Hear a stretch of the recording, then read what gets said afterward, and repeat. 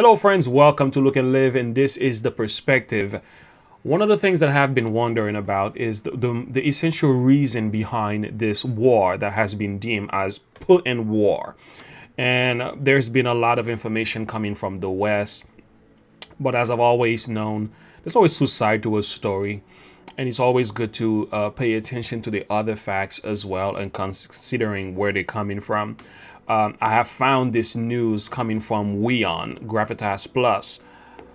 It blew my mind when I actually looked into this thing and discovered the reality or the real reason behind this war. So we're going to talk about that today in our channel. So please stay tuned.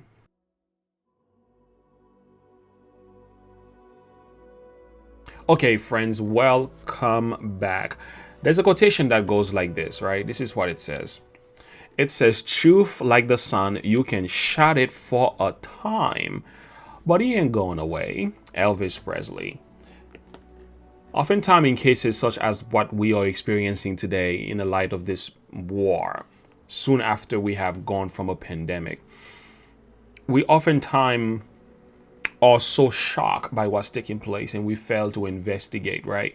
It's a natural response that we do have as human beings, especially when something like this hits you. But one thing is certain about truth, though, it always has a way of kind of like, stick out his serious and honest head and make things look completely different once you start looking for the truth. So what I have found here in Gravitas Plus is an amazing research and also historical data backed up with facts without the bias perception and the political conception that oftentimes the news outlets from the West is driven by. And what they are doing here is giving us the real reason behind this war in Ukraine and how NATO has a role to play. Friends, I don't want to say too much. Let's take a listen to this video. They say there are two sides to every story. Consider both before you form an opinion. That's Easier right. said than done. Look at the conflict in Ukraine. One side is dominating the global narrative. The other side has been proclaimed the villain. I'm talking about NATO and Russia. And while there's a solid case against Russia here, this story too has another side. And as the tellers of the story, we must dwell on and reflect it. Vladimir Putin's aggression is being called out, and rightly so. Invading a sovereign country cannot be justified. But what led the world to the point of this invasion? Leaders in Moscow say they are the aggrieved party. They are the victims of NATO's eastward march, and they're only acting in self-defense. Here's why. Over the past 25 years, NATO has been creeping closer to the Russian border. Former Soviet states have become NATO members. This military alliance has technically absorbed the entire security belt of Moscow. Russia sees this expansion as a provocation. It hurts their security interests and won't end well for both sides, they said. The warnings were clear. NATO ignored them. Call it their myopia or arrogance. They downplayed Moscow's concerns, kept proceeding with new rounds of expansion until things blew up in Ukraine. Did NATO push Ukraine into this war? That's a big question, man. Big facts, right? You don't hear this side of the story from the West. There's a lot of discussion about, sanction and everything else that goes along with that. And there's a lot of back and forth between the Democratic Party and the Republican Party and this and that, picking and choosing, throwing stones at each other about many different things. But the real story is not being acknowledged. And the second thing too, I want to take a moment to say, for any families who have gone through this or any of yous who has been impacted by this war, know that my prayer is with you and my heart is with you as well. That's a difficult thing for anyone to go through. But what we're going to do in this video now is to take a listen at the real reason behind this war and see what the truth really is, right? So let's keep listening. Hello and welcome to Gravitas Plus. I'm Palki Sharma Upadhyay, and today I want to discuss why NATO cannot escape the blame for what's unfolding in Ukraine.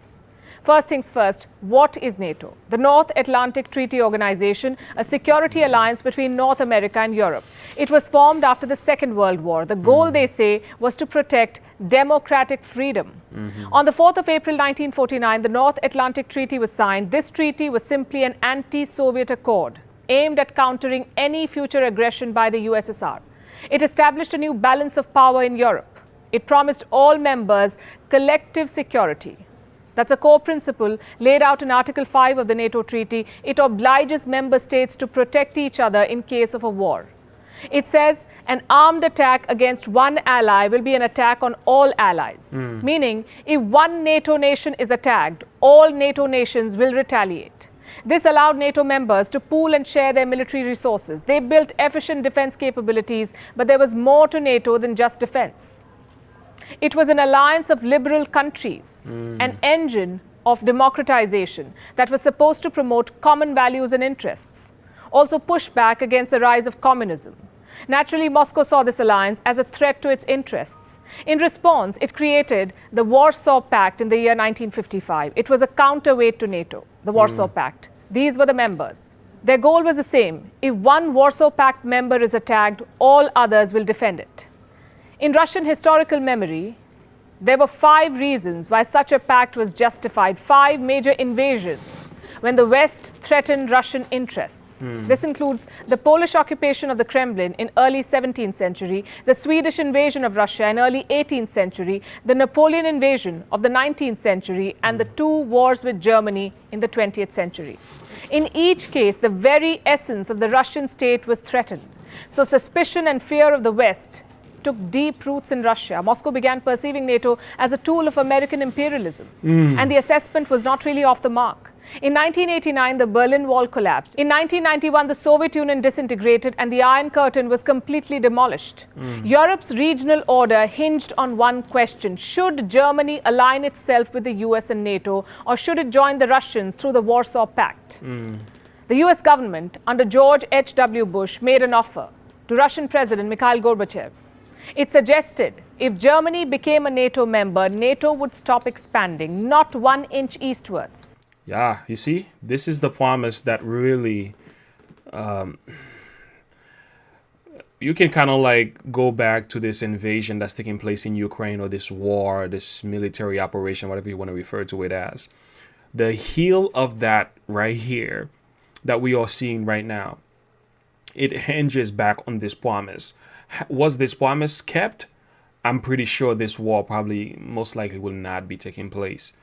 But you're going to discover that's exactly, they went against their own words in the very near future. So let's see how else NATO has gotten their hands dirty to the point where Russia had to retaliate against Ukraine in an effort to push back against NATO's personal interests. Very insightful. These are things you don't hear. These are the stuff you won't hear from CNN and NBC and Fox News and so on. Don't get me wrong. There's truth from these. There are some things you're going to grasp. There's a nugget of truth from there. But you're not getting the full course meal. And I'm loving this because this is the side of the story we don't hear. No new members. Today, the US says it made no such promise, that no such deal was ever struck, but hundreds of memos, meeting minutes, and transcripts from US archives indicate otherwise. Nevertheless, Moscow bought the offer. It demolished the Warsaw Pact in the hope that the West would follow suit, that NATO too would be dissolved. But that never happened. NATO refused to cease operations. And to add insult to injury, they kept the door for membership open. Russia saw it as a stab in the back, and NATO kept pushing the dagger deeper. Look at this map. NATO started out with 12 founding members, but since the Soviet Union fell, it has radically expanded eastwards. In 1999, Poland, Hungary, the Czech Republic joined NATO. In 2004, there was another wave of expansion. 7 Central and Eastern European nations were made NATO members. Some of them were former Soviet republics. In 2009, Albania and Croatia joined NATO. And the most recent entries were Montenegro and North Macedonia, both situated in Russia's backyard. It does not end there. As of 2021, NATO officially recognized 3 more aspiring members. Bosnia and... Whatever happened to that promise, right? What happened to that promise that we would not expand anymore? right? Do you understand what's happening in Ukraine now, or the result of NATO's failure to be true to their own promise? This is kind of like, purely, honestly, if these historical facts, as it is revealed here, are exactly what they are. Therefore, this is not so much a Putin war. This is a Putin retaliation to what has been motivated by NATO's selfish interests. And Herzegovina, Georgia, and Ukraine. Last we checked, NATO was also in talks with Sweden, Finland, and Serbia for membership. So, to put it simply, much of Eastern Europe, which once used to be part of the Soviet Union, has now joined NATO. And this happened despite Russia's protests and warnings. The last reasonably friendly warning from Moscow came in the year 2007. Vladimir Putin addressed the annual Munich conference, where he said, and I'm quoting, "NATO has put its frontline forces on our borders. This expansion represents a serious provocation that reduces the level of mutual trust, and we have the right to ask, against whom is this expansion intended, and what happened to the assurances our Western partners made after the dissolution of the Warsaw Pact?" Good question. This is a good question. What happened to the promise? Do you see how this war could have been prevented? Were it not for men's selfish interests and unwillingness to be true to their own words, it could have been prevented. But thousands of lives are now impacted as a result of greed. To top it off, we are impacted. Gas prices is almost $5 here in PA. And this had nothing to do with us. But who's paying the price? The people. These sentiments have been echoed by a host of American strategists. I'll give you a few examples. June 1997, 50 prominent foreign policy experts signed an open letter to President Bill Clinton calling America's efforts to expand NATO a policy error of historic proportions. I think they should have listened right here. Right here, they should have listened. But again, action, reaction, and solution. Here we are. We have George Kennan, the father of America's containment policy during the Cold War. He too called NATO expansion a tragic mistake with no reason whatsoever. The warnings went on for decades. In 2008, William J. Burns, the US ambassador to Moscow, wrote a letter to the State Department where he said that Ukrainian entry into NATO is the brightest of all red lines for the Russian elite. He said that even Putin's sharpest critics at home consider Ukraine's entry a direct challenge to Russian interests. It does not end there. This is Robert M. Gates. He was the defense secretary in the Bush and Obama administrations. He wrote in his memoir that trying to bring Georgia and Ukraine into NATO was truly overreaching. Then we have Strobe Talbot, a former Deputy Secretary of State. He described the Russian perception in a similar way, how they consider NATO as a vestige of the Cold War, and point out that if the Warsaw Pact was disbanded, why did the West not dismantle NATO? That's a good question again. Why? Because there were other interests beyond, more than just democratic reasons, more than just freedom, more than just, prevention of war. There were other interests. And I can see natural resources being part of that. I can see expansion for the purpose of greed and more wealth being part of that. Yeah, something that supposedly started on a good account has been used and abused to the point where today the Russians are retaliating. Could you blame them for that? Yes, I blame the Russians because that is not always the best solution to a problem. But at the same time, I do understand why they're doing it. And the sad reality is the people in Ukraine are suffering tremendously as a result of the greed of men. So several voices in the Western world had warned that Russia's protests have merit and that NATO expansion could spell serious trouble. Yet, successive American administrations paid no heed to these warnings. They kept widening NATO's security umbrella. Now, here's the thing. Trying to safeguard the sovereignty of a country is laudable indeed, but inviting a state right on Russia's border into an anti-Russian alliance is provocation. Ukraine is a sovereign country and has every right to want to join the NATO. But what's in it for the NATO? Why did they push for it? Their moves completely disregard the historical baggage between NATO and Russia. Many Russians were traumatized by the disintegration of the Soviet Union. In an instant, they lost 1/3 of their territory, half of their population, and most of their military might. They found themselves much weaker before Western unity. They felt that an unjust settlement had been imposed on them, and it was done in their moment of maximum weakness and vulnerability. Wow. So they looked at any state leaving Russia's sphere of influence as both a strategic loss and a matter of national humiliation. When we analyze why Ukraine was attacked, all of this needs to be taken into account. Does this justify the war? Absolutely not. Russia's actions are criminal, no two ways about it. But the West is not innocent either. They did not do what they could have to avert this war.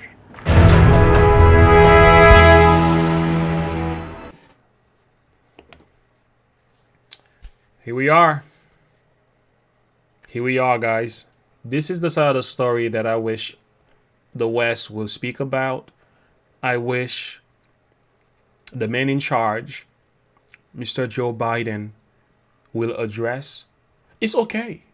It's okay to make mistakes. But what is not okay is to cover it up and put the blame on somebody else and takes no ownership of your failures. We can forgive. We can look past that. We can learn from our failures. But what is not okay is to keep covering it up and point the finger at somebody else. But in reality, a large portion of the blame falls on us. NATO needs to own up to their mistakes. The West needs to own up to their mistakes. We can't just blame Vladimir Putin for this mess. And the sad reality is many innocent lives have been impacted by this. Many Ukrainian people, they don't deserve this. Why? Man's greed, man's own willingness to expand, man's own willingness to hold true to their own promises. Come on, this has led into a retaliation, even into a war. In 2022, this is not supposed to be happening, but this is the result of negligence. This is the result of promises that have failed. This is the result of greed and wickedness coming from men. But now it's our problems. We have to pay for it at the pump. We have to pay for it in our food. We have to pay for it because it's going to impact all of us, even though it had nothing to do with most of us. Here we are today, right? You know, Jesus did say, though, therefore don't be afraid of them. Since there is nothing covered that won't be uncovered, and there is nothing hidden that won't be made known. And the idea is many things have been covered regarding this matter. Jesus gives us the hope that I'm going to make sure whatever it is covered will be made known. Here is another thing to give you something, promise of hope here. John 16, look at 33. These things I have spoken unto you, that in me you might have peace. In this world you shall have tribulation, but be of good cheer. I have overcome the world. I'm so glad that at the end of the day, Jesus is coming. And he says, even though we're going to have trouble in this world, but don't be afraid. For those of you who believe in me, he already overcame. Trouble won't last always. Listen to what he says in John 14, verses 1-3. Let not your heart be troubled. You believe in God, believe also in me. In my Father's house so many mansions. If it were not so, I would have told you. I go to prepare a place for you. And if I go and prepare a place for you, I will come again and receive you unto myself, that where I am, there you may be also. I have to hold on tight to the promises of God, because it is very obvious to me that the words of men cannot sustain me. So therefore, I take the word of Jesus seriously. You know, friends, we got to pray for each other. We got to pray for the Ukrainian. We got to pray for people in Russia. We got to pray for our world, for our political system. We got to pray for them, certainly. But they need to be exposed as well. They need to be exposed. There has to be some level of accountability and responsibility for their failures. Thank you for listening, friends. God bless you, and have a good one.